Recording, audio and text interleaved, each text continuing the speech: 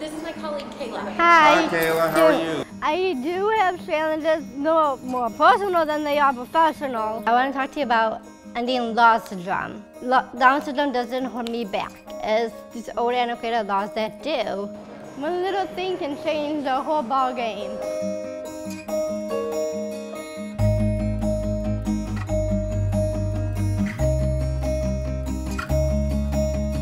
And every bit of it.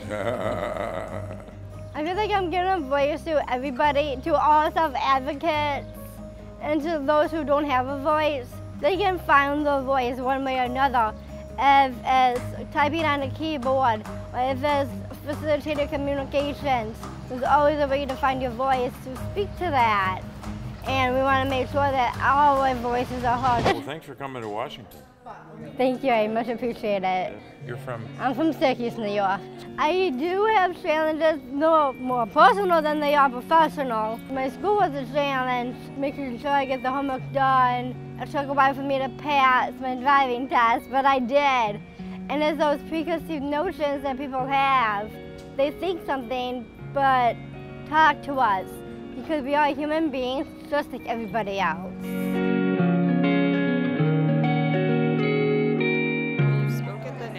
For Councils on Developmental Disabilities Yes, last week. yes.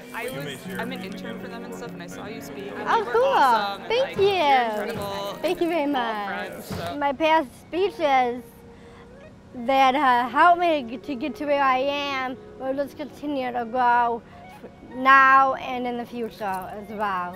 I interned for my local congressman, John Kerko, for 2 years. So that's when I started getting my foot wet with politics. And it was because of him that I did an employee roundtable coming to New York City and realized the host of that meeting was the National Down Syndrome Society that led me to getting my job. And I am the manager of grassroots advocacy with the National Down Syndrome Society and the first registered lobbyist with Down syndrome. And I absolutely love it. We don't have everything figured out here, so the grassroots have to push us and motivate us, right? And that's what motivating when doing our job. Yeah. We are always working on getting legislation and public priorities passed. It's telling the personal stories and making the personal connections and building a good rapport with many congressmen and women, senators, to build that relationship with them so they can hear what we have to say and hear our story. This one, Clyburn, we have Greg Harper later and Congressman, how to pronounce his last name?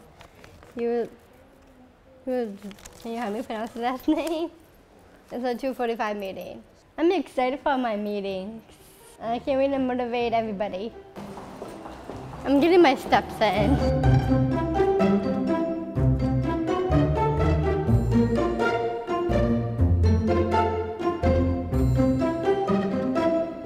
Our biggest top priority is the Time Act.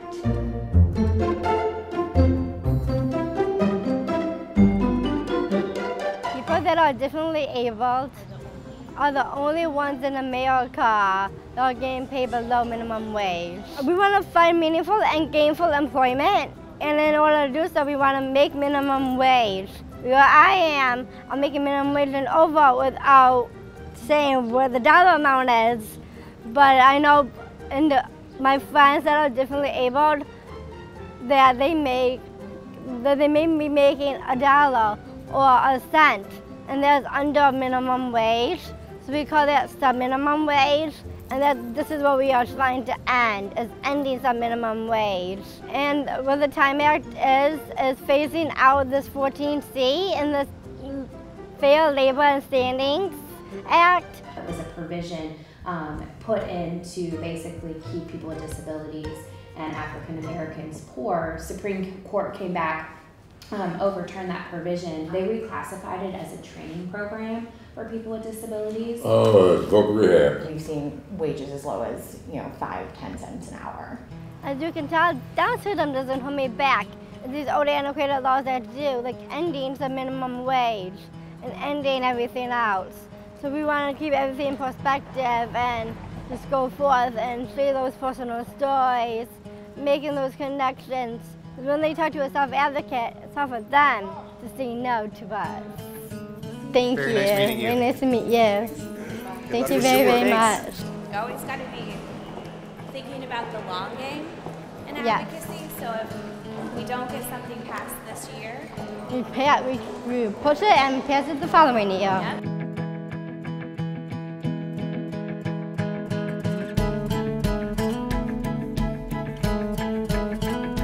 From building a better future for themselves and for their families. I have my own voice, and if somebody does it for me, then I'm not doing it for myself. And to me, it's important to have my voice to be heard and not somebody else's, because I want it's my message, it's not their message. It's my voice that needs to be heard.